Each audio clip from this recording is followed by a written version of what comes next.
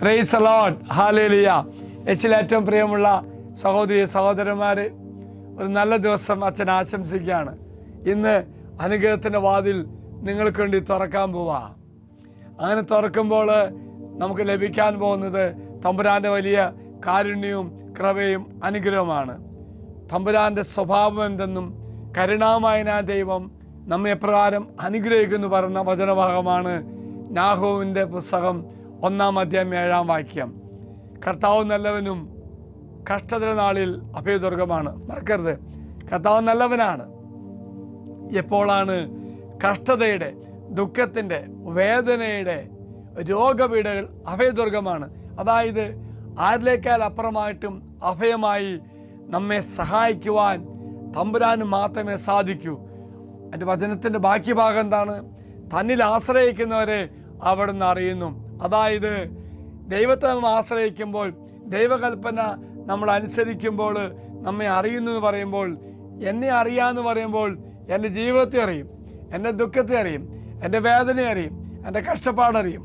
എങ്കിൽ പ്രിയമുള്ളവരെ, എന്നെ അറിയുന്ന കർത്താവ് എൻ്റെ ജീവിതത്തിലെ അഭയമായി, അഭയദുർഗമായി മാറാൻ പോവുകയാണ്.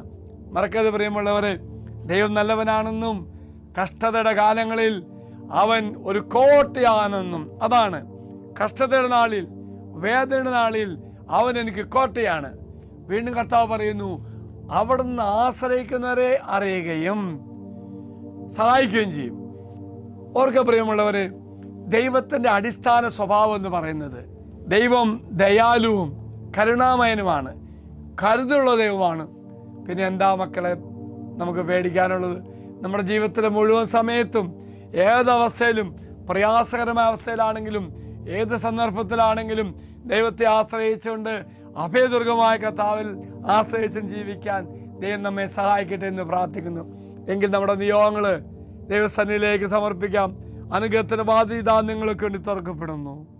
സമർപ്പിക്കും പ്രിയമുള്ളവരെ. സമർപ്പിക്കുന്ന നിയോഗങ്ങൾ അൽത്താരയിലേക്ക് സമർപ്പിക്കുന്നു. അൽത്താരയിലെ ദൈവം നിനക്ക് വേണ്ടി ഇന്ന് സംരക്ഷണ കവചമൊരുക്കും. നിന്റെ ജീവിതത്തിൽ ദൈവമല്ലേ ഇടപെടൽ സംഭവിക്കാൻ പോകുന്നു. ഈ ദിവസം എല്ലാവരും അനുഗ്രഹിക്കട്ടെ എന്ന് പ്രാർത്ഥിക്കുന്നു. മറക്കരുത്, ദൈവം അഭയദുർഗമാണ്. കഷ്ടതയുടെ നാളുകളിൽ അവൻ നിന്നെ രക്ഷിക്കും. ദൈവം എല്ലാവരും അനുഗ്രഹിക്കട്ടെ എന്ന് പ്രാർത്ഥിക്കുന്നു. നമ്മുടെ കർത്താവായ ഈശോ കൃപയും പിതാവായ ദൈവത്തിൻ്റെ സ്നേഹവും പരിശുദ്ധാത്മാവിൻ്റെ സഹവാസം കൂടെ ഉണ്ടായിരിക്കട്ടെ, ഇപ്പോഴും എപ്പോഴും എന്നേക്കും.